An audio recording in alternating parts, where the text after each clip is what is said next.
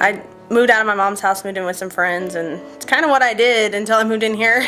I just bounced back and forth between my friends, and I was just, after I had Michael, I wanted something different.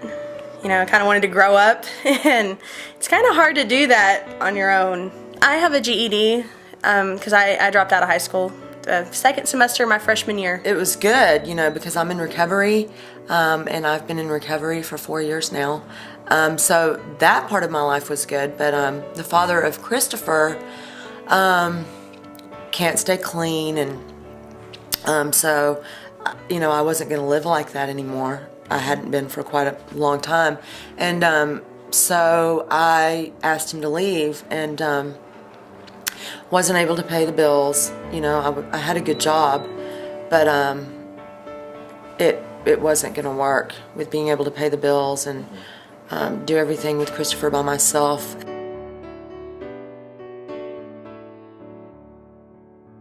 I heard about it when I lived at the 180 house. A lot of the people had talked about it, and so I heard about Hope Haven, and you know, it gave me the opportunity to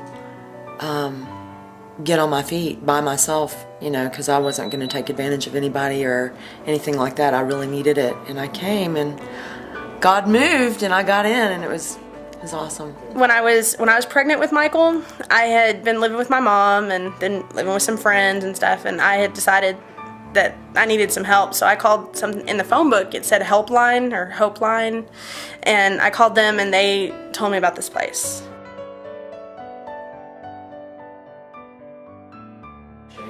Yeah, Michael. It's insane to try and raise your child when you're bouncing around between your friends' houses, and you know, it's really, really hard to try and change with a child on your own. You don't know where to go for the help that you need, and I wanted to give him better than that.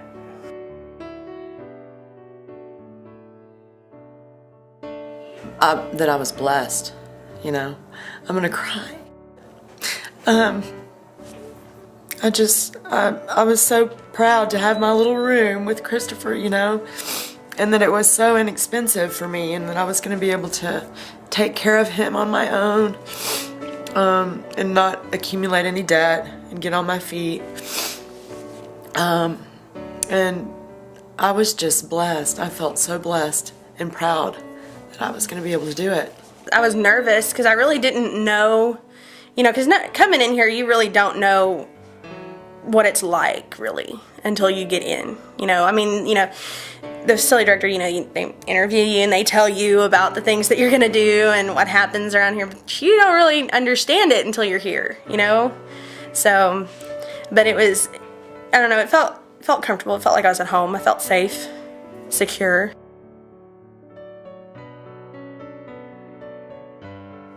Well, the structure, you know, it's taught me that we need some form of structure, you know, because I realized that before there wasn't any. You know, we just kind of ate whenever, you know, it's whatever, you know, but now it's, you know, we need to eat lunch and breakfast and dinner and everything, and you have to get to places on time, and you have to schedule your life, because otherwise everything gets confused, you don't get the stuff done. And just some of the meetings, you know, budgeting especially was really helpful to me, because I've never been real good with money. I kind of, you know, I get my paycheck and I pay my bills, and then I don't know where everything else went. It's just gone. But now I know, you know, I have this much to spend on things, and that's really helpful. I'm a little bit more confident that I can actually survive in the world without leaning on anybody. And then also the friends that I made here, you know, because I made friends with a lot of people who did make it through here, and they've succeeded, and that's better than the friends I had before, you know, because they were, you know, they fit the lifestyle I had then, you know, they were just like I was, just kind of whatever. And now I have friends that are stable and who work and pay their bills and do what they need to do, and they're just, you know, it's comforting for me to know that I have friends that I can actually depend on. I think the routines played a big part in helping me right now, you know, where I'm at, because you know, a routine is very important, being a single mom, and I think it's great for Christopher to be on a routine too, and I do have him on a schedule. It's not real strict, but you know, he has a bedtime and he has an eating schedule, and he naps, and I like that, and a lot of that I learned here. The staff is, you know, I think most of them are Christians, and they are just genuinely care about each of us.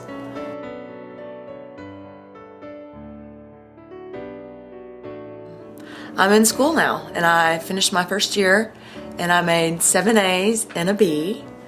I took 8 classes, and I'm trying to get into the nursing program, but I have to have college algebra first. I was just pretty much just getting my basics for a biology major so that I could go to a 4-year school, and that's where I'm going now. I'm going to go to UTA, University of Texas in Arlington, to teach high school biology.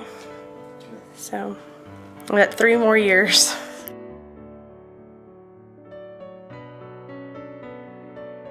Thank you. You know, this is an awesome place to be. You know, it's not just a homeless shelter. You do a lot more here than just get a roof over your head. You know, this is a place to come to get your life straightened out. You know, to be able to go back out in the world and make it. I would say bless you and thank you so much, and wow.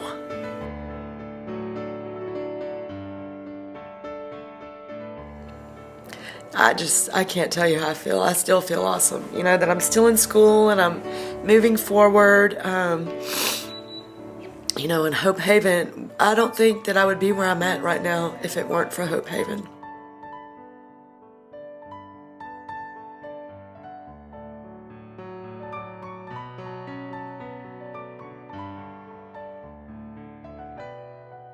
When I moved in here, I really didn't like who I was, and I knew I needed a change.